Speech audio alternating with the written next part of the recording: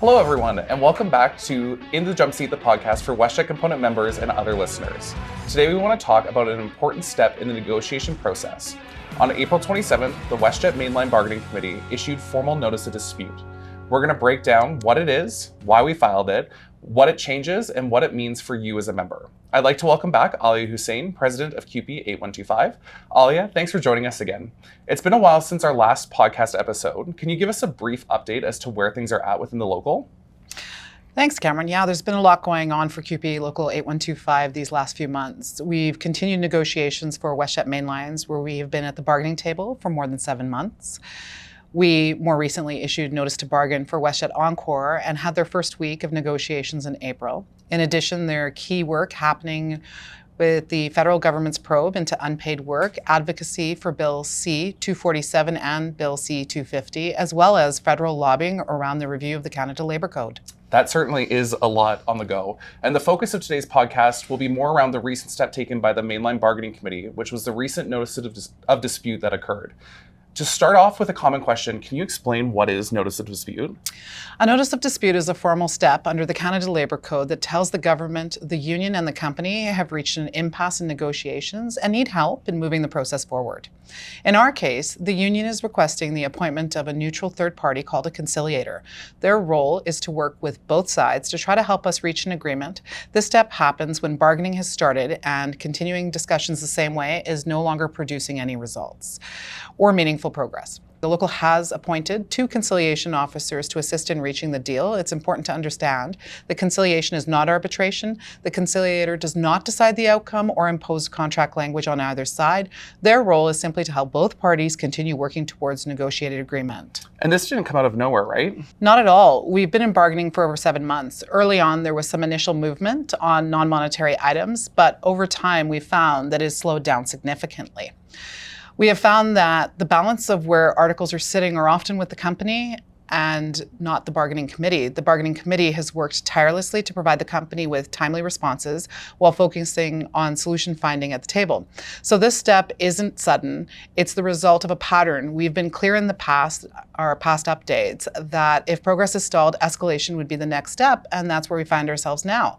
Filing a notice of a dispute doesn't mean that bargaining has failed. It means that we've formally reached a point where the law recognizes that additional structure and pressure is needed to move things forward. So ultimately then, this is about changing the pace of the bargaining process. Exactly. At a certain point, staying in the same phase of bargaining just allows things to drag. Filing notice of dispute is about shifting the process and creating momentum again. Okay, so we've been spending a lot of time at the airport, and we often get the question around what are the next steps once a notice of dispute is filed? Once it's filed, the bargaining process is significantly more structured with timelines as it moves forward. At the outset, we want to make it clear that the bargaining committee is committed to staying at the table, and we all know that the best deal is made at the table. And that is a really good point. We know that members want a deal that reflects the work we perform and compensation that's not hovering around minimum wage or potentially less for some of our junior crew. So the notice of dispute was issued and the government has 14 days to assign us conciliation officers. Now, as of May 12th, we have been assigned the conciliation officers. So what does the path forward look like from here? We are now in the official conciliation stage. This is where we will continue to bargain with the company with the assistance of neutral third-party conciliators to try to bring the parties together to get a deal. The conciliation process is at minimum 60 days, although the company and the union can mutually agree to extend this period if there's progress being made at the table. So during this time, the conciliator's role is to assist in bringing the parties closer together, similar to mediation, and not to decide the outcome. They may meet with both sides together or separately, help clarify priorities, challenge each other's positions, and work to narrow the issues remaining on the table. But they do not impose a contract and they do not replace your bargaining committee. So what is the difference between the timelines under normal negotiations versus how they happen in conciliation? The key points to remember here is that this is a crucial step that requires WestJet and the union to adhere to very specific and structured timelines as outlined in the Canada Labour Code. If no tentative agreement is reached by the end of conciliation, And if the conciliation period is not extended upon mutual agreement of both parties, the process will then move to a 21-day cooling off period. We will continue to communicate with the membership as we move through conciliation, and we will be explicit should we move towards the next stage. And so I think this is where people start asking, does this mean we're heading into a strike? That's an important question. Filing a notice of dispute does not mean job action or a strike is going to happen right away. What it does mean is that we are moving closer to a point where pressure can increase if needed. It's one step in a longer process, but it's a serious step, and it signals that the current pace and the level of engagement are not acceptable. We're committed to staying at the table to reach a deal. Even after conciliation ends, there are still required steps before any legal strike or lockout could happen. That includes a 21-day cooling off period, a valid strike vote for the union, and at least 72 hours notice. So this is a process with multiple stages and not an immediate outcome. This step sends a clear message. Your bargaining committee is determined to move the process forward. Now, more than ever, we need full support, energy, and commitment of our members to keep the momentum going. We have heard loud and clearly from the membership that they cannot wait any longer and work under our current conditions for a longer period of time. That's why this pressure is integral to getting an agreement at the table. So let's talk about the employer side for a second. Members often ask what it is like at the table and what strategy might the company be using. Each side approaches bargaining differently, and negotiations under the federal process can move very slowly. We have experienced long periods of time between responses, proposals, or movement on any key issues. From the union's perspective, when progress is slow, it can become difficult to build momentum at the table and maintain pressure to address the issues members are raising. That's one of the reasons why steps like conciliation exist under the Canada Labour Code to help move the process forward when discussions are no longer progressing in a meaningful way. It's also important for members to know that throughout this process, the employer is still legally required to bargain in good faith and to follow the rules set out under the code. That's why staying informed and engaged and united as members continues to be the most important during negotiations.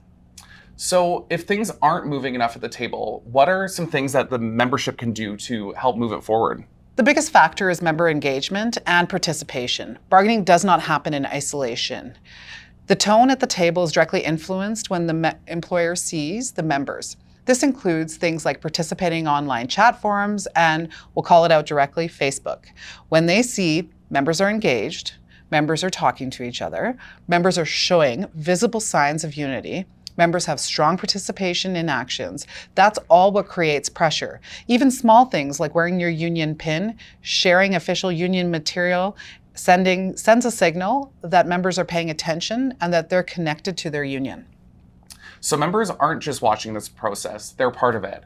And we have experienced times even where the company will show us screenshots of social media platforms that may indicate some sort of perceived division of the membership. Now that we're in conciliation, we must focus on being unified and for ultimately our bottom line. 100%. This is a moment where that really matters. Filing a notice of dispute isn't just a procedural step, it's a clear signal that it's time to build momentum together as a united membership. So let's bring it down to the day-to-day. What should members expect on the ground? Day-to-day work doesn't change. You continue doing your job professionally, just like you always have. Bargaining will also continue during conciliation. This isn't a pause, it's just a more structured and focused phase of the same process with additional pressure to reach an agreement. But you may also notice more communication from the union, more communication from the company, more messaging around bargaining, and possibly more pressure or mixed messages. And that's why it's so important to stay connected. Reach out to your union with questions and don't rely on rumors. Stay informed by following the official union channels on social media, which includes Facebook and Instagram. Showing up to our meetings and staying in touch with us. The stronger our communication, the stronger our collective power. We know as things may start to heat up, we expect to see different tactics from the company to discredit or disvalue the work of the union. This is meant to drive division within our group, and the only person that wins if we are divided is the company. And this is really a key moment for us. Exactly. This is when our engagement really matters, because the reality is that the employer is paying close attention to how involved our members are. That's one of the main ways they measure pressure that we are putting on them. So what are the key takeaways from this episode? Great question, Cameron. 3 key things. First, we reached a point where progress at the table isn't enough and we're taking steps to move things forward. Second, we are now on a structured path which brings timelines and increases the potential for pressure. Third, and most importantly, member engagement is critical now. And lastly, conciliation is a step in the process, not the end of it. Bargaining will continue and the outcomes still depend on what happens at the table and the strength of our membership. All right, and let's end on this. What should members actually do coming out of this? Stay informed, follow the local social media, talk to your fellow cabin crew, and show up when actions are called. Understand the process because knowing what's happening helps cut through misinformation and keeps everyone focused on what actually moves things forward. And remember, this process doesn't move forward just because of what happens at the bargaining table. It moves when members are united, engaged, and making it clear that they're paying attention. As a final note, real progress comes from all of you, standing together and making your collective strength impossible to ignore. All right, thanks, Alia, and thanks everyone for listening. We'll keep you updated every step of the way. Stay connected and engaged, follow us on social media, read your communications sent out by your union, and join our meetings. That's how we stay strong together. Thanks for tuning in and joining us in the Jump Seat.